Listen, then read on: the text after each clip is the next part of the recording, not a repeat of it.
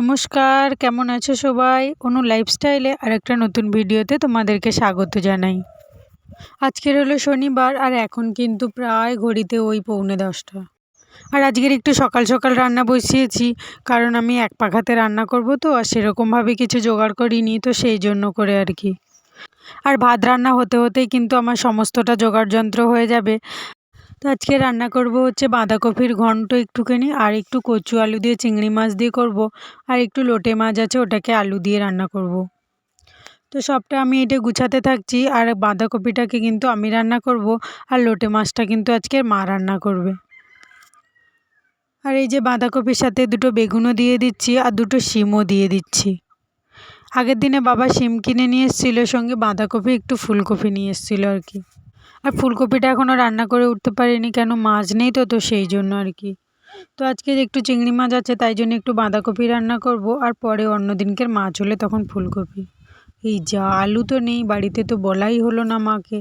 যাই হোক, এখন এই বীজ আলু আছে, এখান থেকে কেটে কেটে কোলাগুলোকে রেখে দেবো, আর যেগুলো বাদ যাবে সেইখান থেকে কিন্তু আমি একটু কেটে কেটে আপাতত এখন রান্না করে নিই। সেই তো কাটা আলু থেকে বাদ যাবে, তো সেই জন্য এখান থেকেই করে নিই। আর এই যে দেখো, আমার সবজি কাটতে কাটতে কিন্তু এখানে ভাতও ফুটে গেছে, আর ভাতের সরাটাকে কিন্তু এখন আমি একটু টেনে দেব। আর জালটাও যে কমে আসলে কিন্তু আমি হাতের কাছেও করে নিতে পারছি, আর এদিকে কিন্তু সবজিটাও কেটে নিতে পারছি। আর এই আলুগুলোও কেটে রাখছি, যেগুলো হচ্ছে মা লোটে মাছ দিয়ে রান্না করবে, তো তার জন্যও কিছুটা কেটে রাখছি আর কি। আর সমস্ত সবজি মশলা সবই কিন্তু কাটা হয়ে গেছে, আর ভাতটা কিন্তু আমার হয়ে গেছে।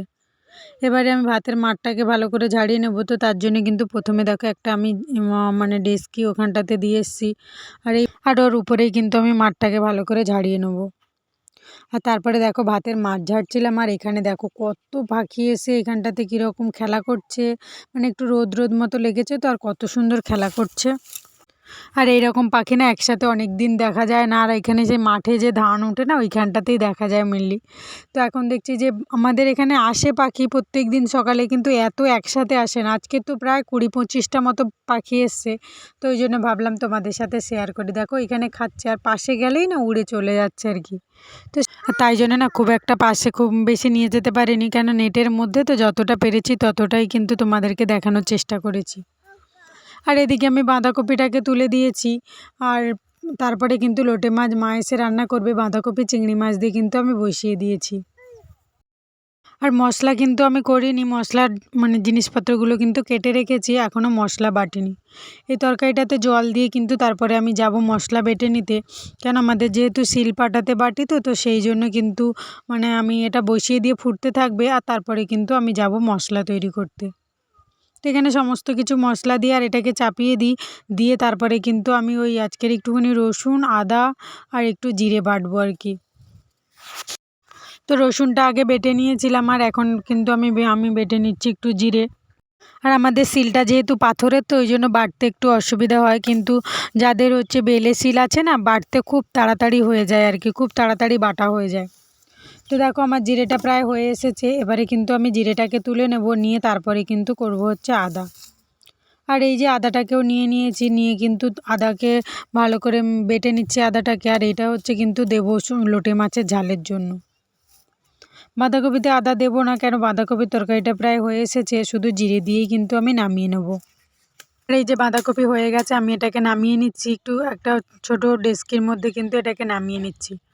আর এই আলুটা কাটছি কিন্তু একটুখানি মার জন্য একটু কম হয়ে গেছিলো, মা এসে বললো যে একটু কম হয়েছে, তো সেই জন্য আর একটু কিন্তু ওনাকে কেটে দিচ্ছি।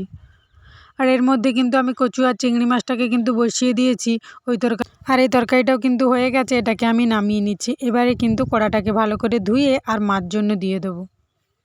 মাও বাগান থেকে এসে গেছে, এবারে কিন্তু মা লোটে মাছটাকে পুরোটাই রান্না করবে।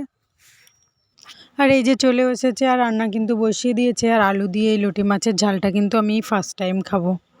আর প্রথমে না ভাবছিলাম যে এই মাছটা রান্নাটা হয়তো খুবই কঠিন, আমি পারবো না, মাছ সব ঘেঁটে যাবে, কিন্তু না গো, রান্নাটা একদমই ইজি।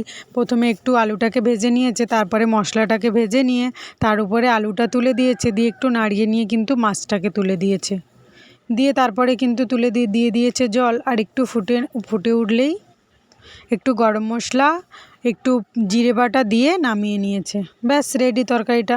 আর এত সুন্দর টেস্ট হয়েছিল কি বলবো, দেখতেও যেমন সুন্দর হয়েছে আর তেমন সুন্দর খেতে।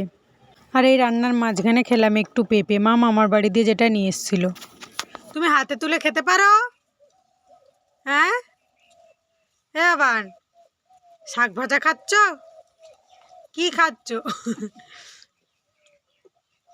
বাবা, ওরে বাবা, ওরম করে বসে কিরম করে বসে, ওলে বাবালে। এই শাক ভাজা দাও।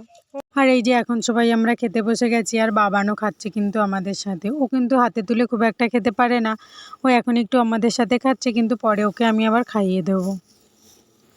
আর এই যে লোটে মাছটা দিয়ে খাচ্ছি। এখন বললাম এত সুন্দর টেস্ট হয়েছে, তো কি বলবো তোমাদেরকে, ভীষণ সুন্দর টেস্ট হয়েছে।